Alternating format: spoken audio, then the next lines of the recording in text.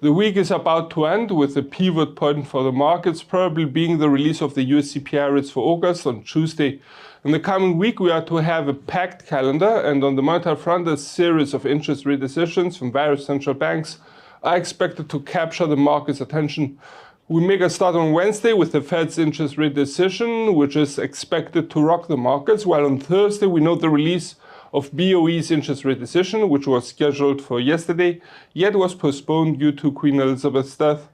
Yet on Thursday, we also note the release of BOJ's interest rate decision, from Switzerland SNB's, from Turkey CBT's, and from Norway Norges Bank's rate decisions, all to announce the latest developments regarding their monetary policies. On second note, we would also like to mention the release of RBA's September meeting minutes. As for financial releases, and after a rather quiet Monday, we note on Tuesday the release of Japan's CPI rates, the US housing starts, and Canada's inflation metrics, all being for August. On Wednesday, we get the US existing home sales for August, while on Thursday we note the release of the US weekly initial jobless claims figure and Eurozone's preliminary consumer confidence for September. Finally, on Friday, we get the preliminary PMI figures for September of Australia, France, Germany, the Eurozone as a whole, the UK and the US, while we also note Canada's retail sales for July. The USD index is about to end the week higher, marking distinct gains for the greenback against its counterparts. The release of the US CPI rates for August took the markets by surprise as they were expected to slow down, yet the report showed that inflationary pressures in the US economy remain strong. Hence, markets' expectations for a possible easing of the Fed's hawkish intentions were reversed. It's characteristic that currently Fed Fund futures are implying by 73% that the bank is to proceed with a 75 basis points rate hike, while the rest tend to imply a full 100 basis points hike. Thus, should the bank proceed with a 75 basis points rate hike as expected, we may see part of the market being disappointed. On the other hand, in each case, we would expect the bank to maintain a clearly hawkish tone with confidence, given also the rather solid employment data for August, despite the rise of the unemployment rate, which were released earlier this month. Yet on Wednesday, investors may also be searching for clues regarding Fed policymakers' views on where interest rates should be over the next couple of years in the renewed dot plot. Also, the new economic projections are to show whether the bank is expecting the US economy to enter a recession or not, and if so, how deep. The pound is about to end the week lower against the USD, the euro and JPY in a sign of broader weakness. It should be noted that the UK is still in a period of mourning for Queen Elizabeth's passing, and the funeral is for next Monday.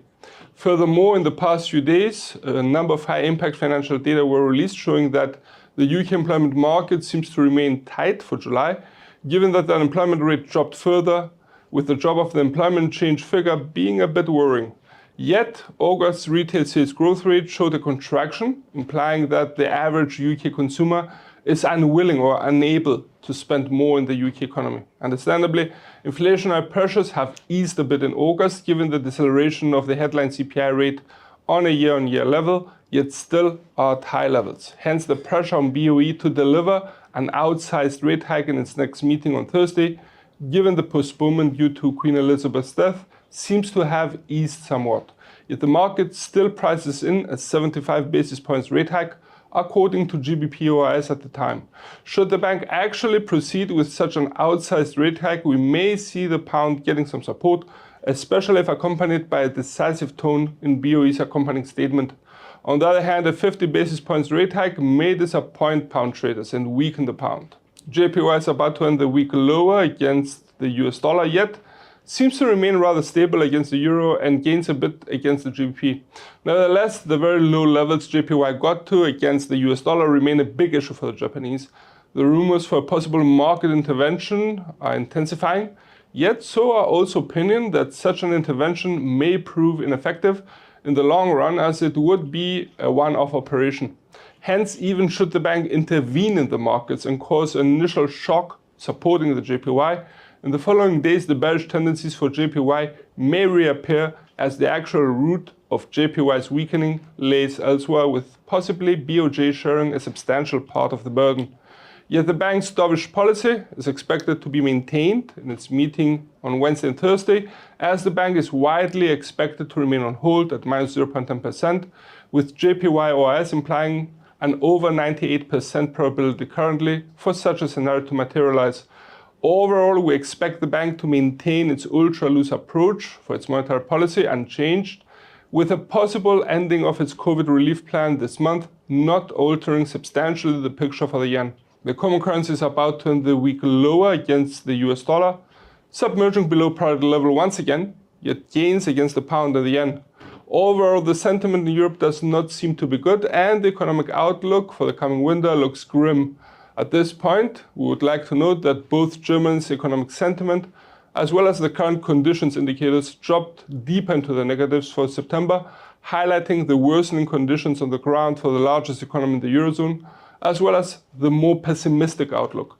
Furthermore, Eurozone's industrial output contracted even further for the month of July, while the area's trade deficit for the same month hit new record lows by reaching minus 40.3 billion euros, increasing worries for the area's economic outlook. On a different occasion, European Economic Commissioner Paolo Gentiloni stated late last week that a recession in the Eurozone is not inevitable, but the risk of one has increased. While a number of analysts and media tend to issue such forecasts as well, or are even sure of it. On the monetary front, the ECB policymaker Valerio Galao stated that the bank is expected to reach neutrality level by the end of the year, implying that more rate hikes are to come, which could intensify the crisis in Europe further. For the coming week, we highlight for Euro traders the preliminary PMI figures for September, and should the figures show another contraction of economic activity across sectors and countries, once again, we may see the common currency retreating further. The Aussie is about to end the week low against the US dollar. The drop of the trade surplus for July was worrying, as it practically halved to 8.7 billion, implying that the Australian economy is not benefiting as much from its international trading transactions. Also, Australia's employment data was somewhat worrying. On a positive note, the employment change figure was able to escape the negatives, yet was not able to quite reach the market's expectations, and the unemployment rate rose. And news coming from China are also not that encouraging. On a more fundamental level, we highlight that the Aussie could also be affected by the market sentiment, as it is considered rather risky, being a commodity currency. Should the market sentiment become even more cautious than currently, we may see the AUD retreating further, as the prospects for the global economic recovery seem to shrink. On the other hand, we note that China's economy got a boost as industrial production growth rate accelerated, as did retail sales, yet we tend to maintain our worries for China's real estate sector. On a monetary level, we note the release of RBA's September meeting minutes, and the document is expected to be scrutinized by investors for further clues about the bank's intentions. Also, RBA Governor Lowe stated today that as the cash rate rises, the size of future rate hikes diminishes. A comment which, on the one hand, foreshadows more rate hikes to come, yet on the other, sees them weakening in size. Understandably, also the CAD weakened against the US dollar as the greenback reigned supreme. It should be noted, though, that in the past week the CAD may have been driven mostly by fundamentals and the market sentiment, given the lack of high-impact financial releases from Canada. The ongoing drop of black gold's price for a third week in a row seems to have also adversely affected the loonie. Market worries for possible slack in demand for the commodity seem to drive oil prices even lower. It should be noted that the tightening of monetary policies across countries seem to intensify such worries, as such hawkish moves from central banks could slow down economic activity, thus also weaken oil demand further. Should there be no substantial response from oil producers to lower production levels in order to counter the slowing demand, we may see oil prices continuing their journey south. Hence, should oil prices continue to drop, we may see the loonie retreating further. On the other hand, BOC seems to remain hawkish, with the market marginally pricing in the possibility of its rates reaching 4% by the end of the year. Yet the bank's hawkish intentions could be set under doubt should Canada's inflation rates slow down. Hence, we highlight the release of the headline and core CPI rates for August on Tuesday. On the flip side, should the rates show an intensification of inflationary pressures in the Canadian economy, we may see the loonie gaining. As last comment, we would like to have a look at two of the next week's interest rate decisions we have not mentioned yet. We make a start with Switzerland's SNB, as the bank is expected to hike rates, once again bringing them back above 0% for the first time in 11 years. Comments by SNB Chief Jordan that you cannot say we have passed the zenith and now it is certainly heading lower underscore SNB's beliefs about inflationary pressures still being present in the Swiss economy and the need to be curbed. Overall, we would expect the bank to maintain a confident tone in its interest rate decision that could provide further support for the CHF. The second interest rate decision would be Turkey's CBT, and the bank is expected to remain on hold at 13%. Yet we must note that inflation in Turkey has surpassed 80% in August on a year-on-year level, and given the rate cut of the last meeting, may accelerate further in the months ahead. Should the bank remain on hold, we may see slight bearish tendencies for the lira, as the bank seems to remain stubbornly unwilling to raise interest rates in order to fight inflation, while another possible rate cut could cause the lira to tumble. We hope that you found this report useful. From all of us here at IronFX, best wishes for solid trading.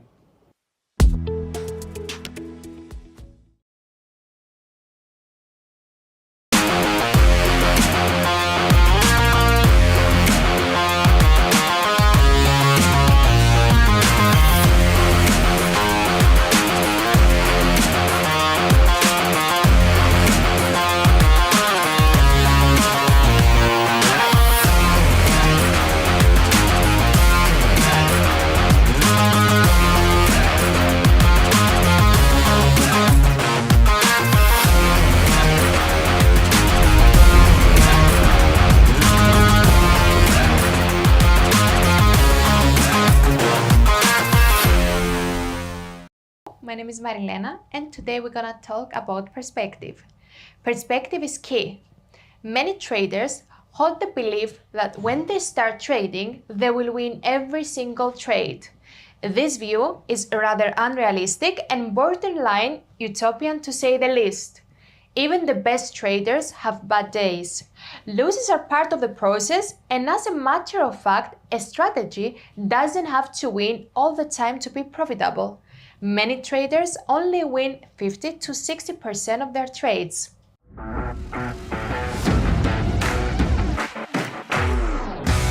How is this possible, you may ask? They simply make more on their winners than they lose on their losers by being disciplined and by using different risk management techniques. But more importantly, they accept the fact they are going to lose sometimes and hence calibrate their perspective to reflect just that.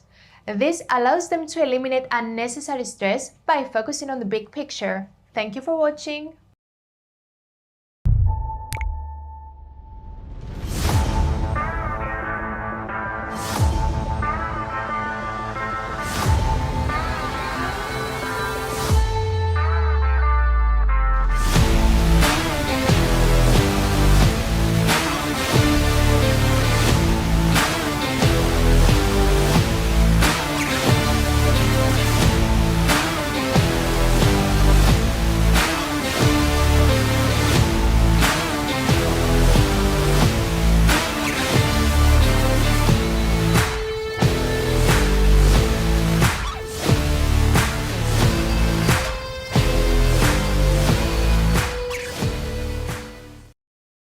Okay, for that, we have another series because there are different ways of entering a position depending on what strategies you are using, right? So that will be covered in another series.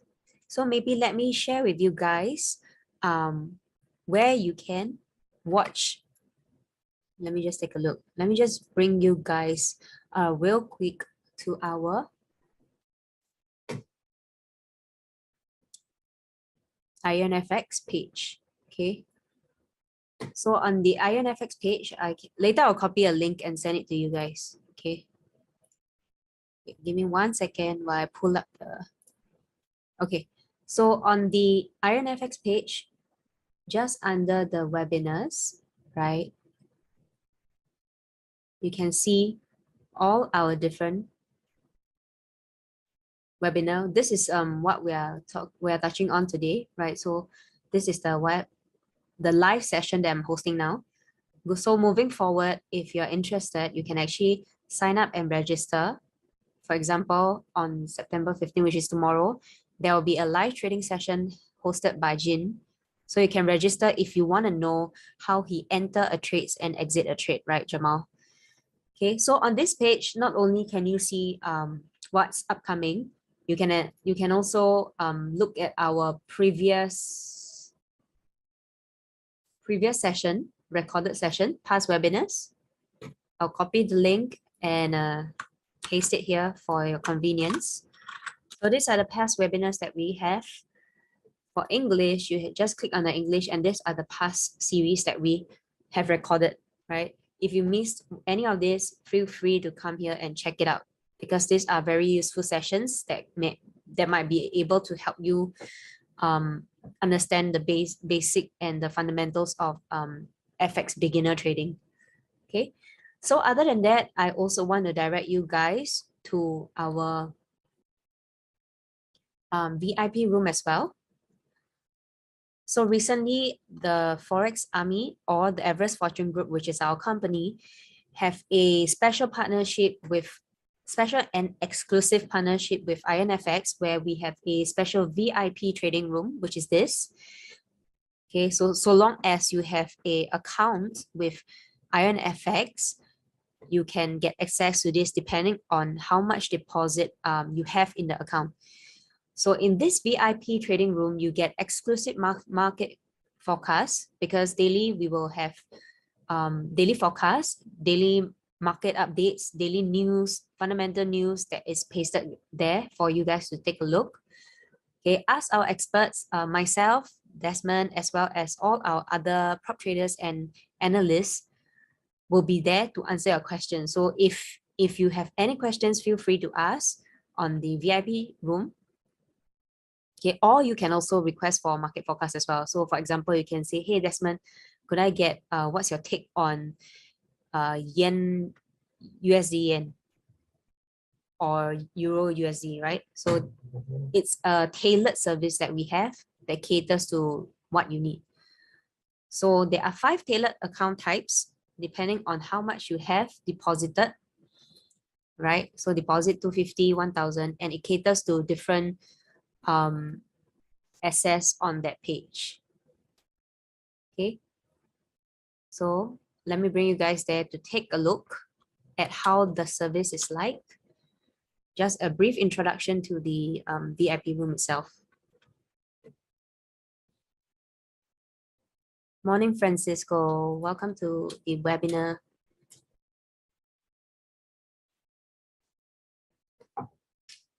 Okay, so this is how the platform itself looks like, right? Depending on what is your account size, and then it will cater to different needs of your trading needs. So there is a section where you can come in here and chit chat. You can ask us questions, ask us about what take we have on different currency pairs. Potential setup is where us, the analyst, for example, Desmond, he will come here to actually place his take if he has a setup that he is potentially looking at himself. So he'll come here, he'll post, any of us can post here. So this is our take on potential setups.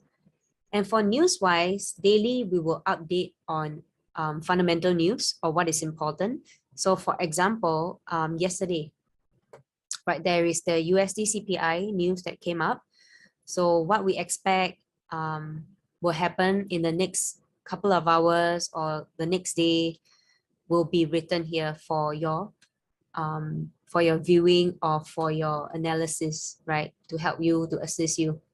Okay, so Euro news, USD news, gold, oil. If there is anything that you don't see here, you can let us know as well. Okay, then we have our major pairs, the DXY, the USD pairs. etc. Commodities, indices, crypto, everything, any currency that you are looking for, just let us know if it's not here.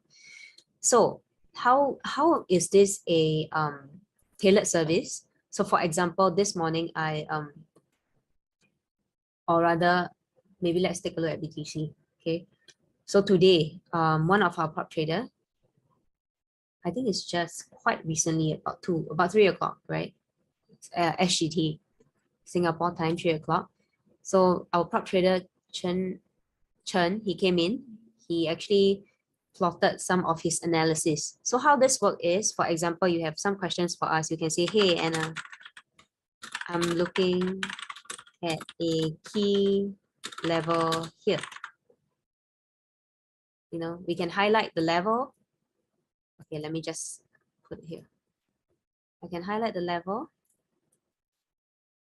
and click it to exactly where it is, right? So even if I delete it away, when you hover around the highlighted words, your lines will still be there. So it's very clear exactly where we are talking about, okay? So we'll come into the chat, we'll highlight important areas for you to look out, what are the key levels, etc. Okay, so this is the basis of IronFX VIP portal. So feel free to check it out. Let us know if you have any questions, right? Okay.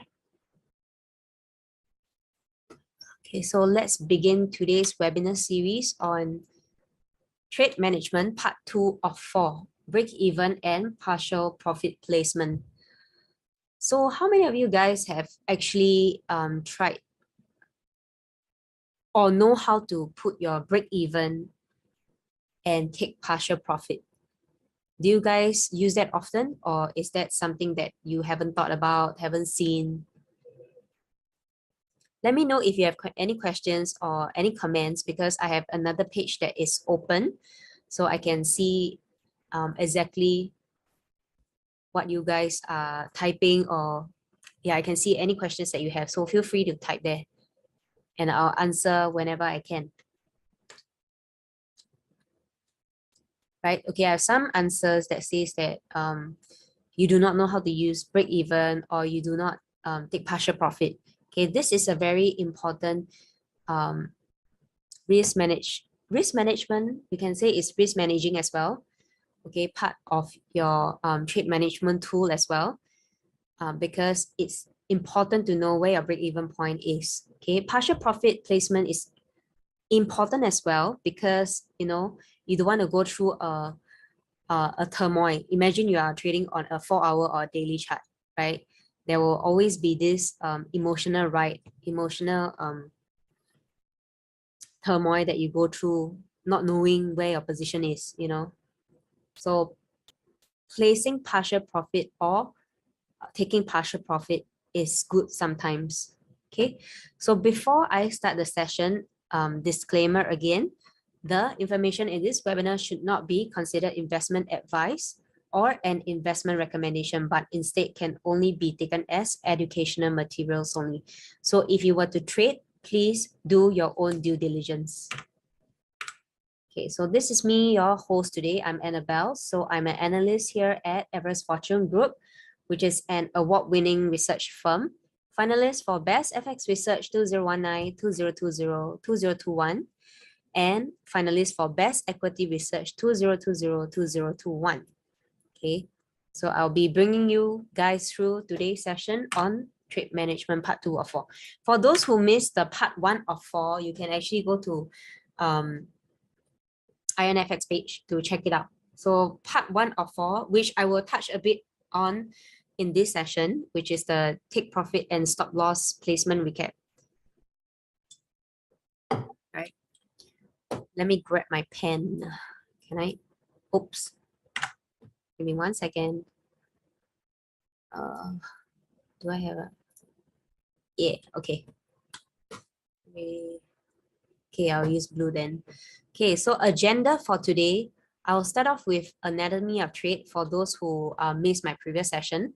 So anatomy of trade meaning it's not just only your entry and your take profit, right? In between before your entry, in between, during your trade, and as well as before your take profit, there is a lot of other steps that are essential and as important as your entry itself. Because most of us would only focus on the entry part, right? You'll spend a lot of time, you analyze the charts to find the best entry, but we always miss out the in-betweens, which are as important, okay? So that will be covered in Anatomy of Trade. Then we will have the recap on take profit stop loss placement. This is in the previous session, part 1 of 4 in the trade management, which is as important. Then we'll have the break-even definition. Oh, this should be, yeah, correct. Break-even placement, break-even definition, break-even placement, partial profit placement. So this series is relatively easy to understand. I'll put it as simply, as simple and as understandable as possible. Okay. Yep. Let's move on to the next session. The next page. Oops. Oh no. Okay. So anatomy of trade, like I've mentioned before, right? The anatomy of trade. I'm just grabbing my pen. Just give me 1 second. Okay, so for the anatomy of trade, do I have my pen? Okay, this is irritating me. Okay, I'll just use this pen. Okay. Okay, so most of us, we are always very fixated, very focused, very we put a lot of focus here on the entry because we are always looking for the best entry, right? Looking for breakouts, looking for reversals, depending on what's your style of trading. But we are always focusing a lot, like probably, I would say 60% of our efforts doing this first. Okay. Let me know in the comment section if I'm correct, whether you guys also focus a lot on the entry part. I'm pretty sure most of us focus a lot on the entry part to catch the entry first, and then we will do our risk to reward after, correct? Or we will only think about our stop loss and take profit after. These are often afterthoughts. Or personally for myself and our few of our other colleagues as well, right? These are often afterthoughts, okay? So what we mean by anatomy of trade is that all of these are as important as your entry itself. You shouldn't be just focusing all on entry, okay? There is your stop loss, your take profit placements. These are definite. You have to have it. Break even partial profit is good to know, but I would say it's not as important as your stop loss and take profit. Okay, this is just a gauge, you know, at the back of your head to know, hey, you know, am I at my break even? Am I losing money? Okay, this is a good to know. It's a good knowledge. And then partial profit is a management style where for people who do not want to go through the emotion, you know, especially with very liquid markets, you know, and very volatile markets where your movements can be extremely volatile itself. So if you do not want to go through this kind of turmoil, you can learn how to take partial profit as well as trailing stop. Trailing profit is trailing stop, okay? And then the last part will be idea invalidation.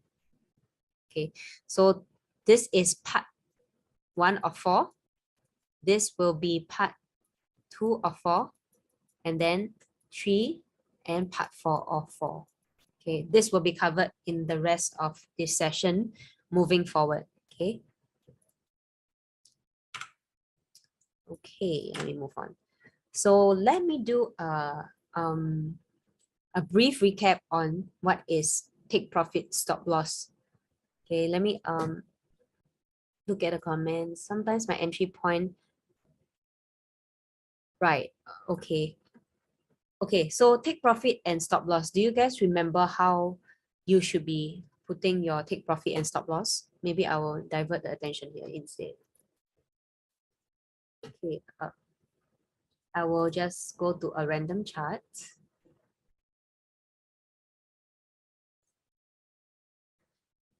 Okay, so if you guys remember my previous webinar series, maybe I use euro, okay, because I saw one that was quite nice. One will be a good example. Okay, maybe this one. This is good as well. Okay, so for example, if you have an entry right here, you feel like it will move. Okay, this is a recap, yeah. So if I have a entry here, you feel like, hey, you know, my trend is in a very bullish manner. I will look to do a buy position here. Okay, I have a buy here, and I feel like it will go up. Where should your take profit be? Should it be at A? Should it be at, okay, this is a bit messy. 1 second. Should it be at B? Or should it be maybe C? Okay, maybe here, C. A, B, or C? Where should your take profit be?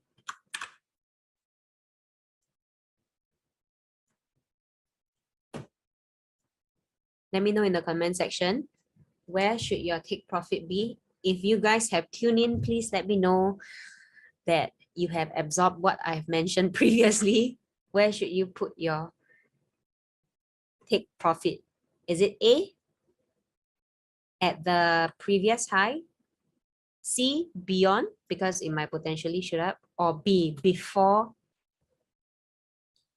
the previous high? Okay, I have very good answers. All answer B.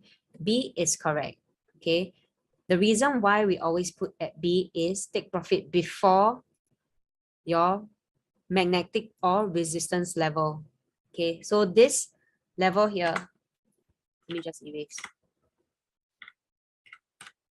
So this level here, it will be a fight zone, okay, given that it connects back all the way as well here. So this is a key resistance area that we will want to avoid, because a lot of fightings or a lot of commotions will be happening here. So you do not want to come to this level and go through the emotional ride, okay? So always take profit slightly before your resistance or magnetic zones. Okay, so B is the correct answer. Very good. Let's play forward. No doubt sometimes it will touch exactly at the peak or at the very prime area, but it's preferable to take slightly before, because you do not want this to happen. Imagine you are very profitable right here, right? You have a 90%. Let me erase all the drawings. Okay. So imagine you have a 90%. Your entry is here. Your buy entry is here. And then you put your take profit here exactly at the peak. This is where it happens. So imagine if just because you want to have the full 100% of take profit, when the price came here, you ignore and it fell all the way back down to your, probably your stop loss is here. Okay, you do not want this to happen. So always take profit slightly before. Okay. Okay. So like I've said, like I've mentioned, you always want to take profit before. Oh dear. Okay, you want to take profit before, slightly above, depending on whether you are doing a long or short position, because if you are long, you take before, correct? This is for long positions. You take before the resistance. If you are doing a short position, right, you take above Okay, for both is considered called before, but it's depending on whether you are looking at the lower section or the upper section. Okay, so always take before for take profit, and then for stop loss, always put beyond, because you need that extra buffer. Okay, in case price spikes up and come back down. So you need that extra buffer for stop loss. Okay, so remember, avoid your major resistance area, because this is where all the fights will happen. Avoid it. Okay, so what is break even? So for those who do not understand or are new to break even is the point at which your trade neither makes nor loses the money. So basically it's right at where you start. Okay, so for different brokerages, sometimes they might charge you some fees for trading. Imagine you open your position here, entry, for example. Okay, you have to take into account the commission charges or all the extra charges that they have included. So maybe your break even might be slightly above. Okay, so maybe your break even is actually here. Okay, so break even point essentially is right at your entry, because there is no you neither make money or lose money at the point. So it's basically, you can treat it as your entry point. So that is your break even point. Okay, and the price at which you have entered during the trading position, or the level at which the risk on the trade is recovered. So it's dependable on how you view it as, but essentially it's just where you have entered your trade. Okay.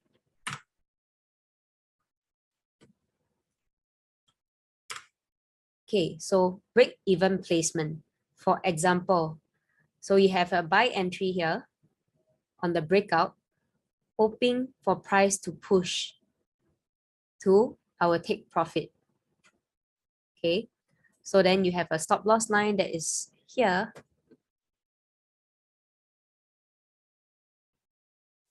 Okay, break even is triggered here. Right, so break even is a level where you are in profit and recognize that there is a risk of reversal back to your entry. It is basically you saying, if I am right, price should go all the way to my target, but if it goes back to my entry, I'm wrong and I should get out. Okay, so the break even entry is placed here.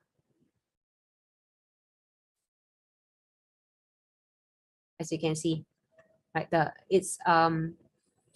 it's in the yellow color or the beige color, as you can see here. Okay, this is the break even. Let me indicate it for you guys. Yellow is break even. Okay, and then you have the green, the grayish, which is your buy entry. And then this is your TP and your stop loss. Okay, so you can see here that the person entered a trade here. Okay, the gray is the entry, right? So the price moved up, but when it came back down, I took a break-even position. Okay, before it hit my stop loss.